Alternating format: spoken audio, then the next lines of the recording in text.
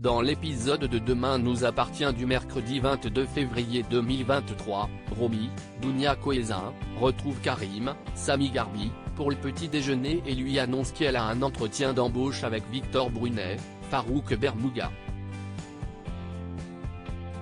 Le policier ne pense pas que Brunet soit une bonne fréquentation, mais Romy ne veut cracher sur aucune opportunité.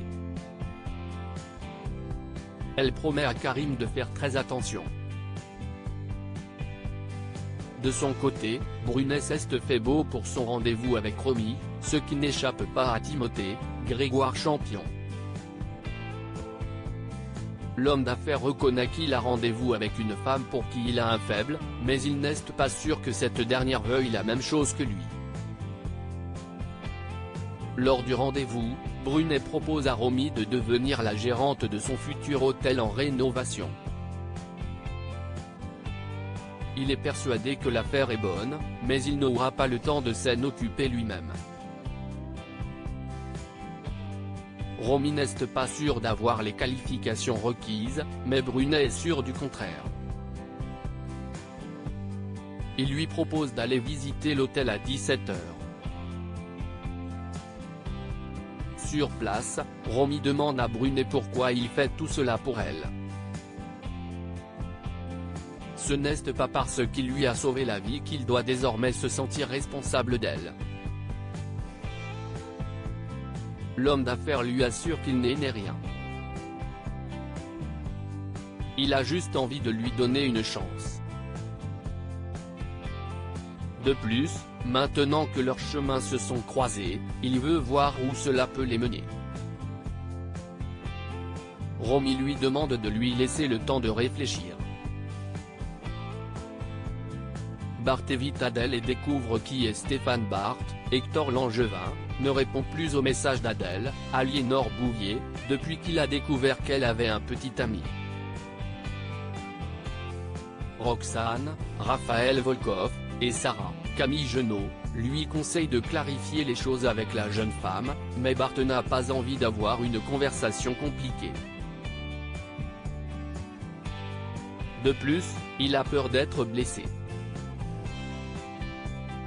À l'heure du déjeuner, Adèle retrouve Stéphane, Arnaud Baillet, au Spoon et demande à voir Bart. Elle avoue être nerveuse à l'idée de le voir, et Stéphane s'en veut. Il est persuadé que si Bart ne lui parle plus, c'est à cause de lui. Mona, Catherine Benguigui, qui travaille au bar, entend leur conversation et appelle Bart pour le prévenir qu'Adèle a demandé à le voir. Elle lui envoie également une photo d'Adèle et Stéphane en train de déjeuner. En apprenant que la jeune femme est au Spoon avec son compagnon, Bart explique à Mona qu'il a trouvé ce dernier en caleçon chez Adèle et lui demande de se débrouiller pour les faire partir. Il ne reviendra pas tant qu'ils seront là. Un peu plus tard, Mona montre la photo d'Adèle et Stéphane à Nathan, Adrien Gabelet, qui reconnaît le petit ami de Soraya, Kenza Saïbi Couton. Il en informe Mona, qui répète tout à Bart. Dorian passe très proche de la mort. Une alerte enlèvement est lancée après la découverte du téléphone portable de Dorian, Ryan Nubé, sur le bord d'une route.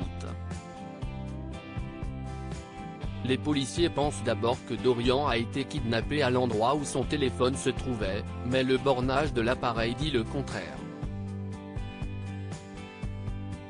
Visiblement, son agresseur a été perturbé par quelque chose et ne s'est débarrassé du téléphone qu'après avoir kidnappé Dorian, alors qu'il était sur la route de sa planque.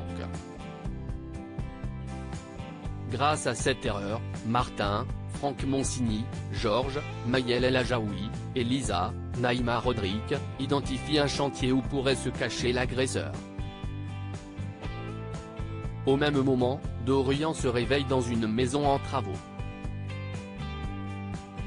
Son agresseur révèle qu'ils ne se connaissent pas, mais qu'il a quand même réussi à ruiner sa vie. Avant de ne dire plus, il endort à nouveau Dorian à la cépromazine. Peu après, la police arrive à la planque de l'agresseur. Martin et Lisa trouvent le carnet de correspondance de Camille, Elisa et Zédine, et la carte d'identité de Dorian, mais aucune trace de ce dernier. Ils les ont ratés de peu.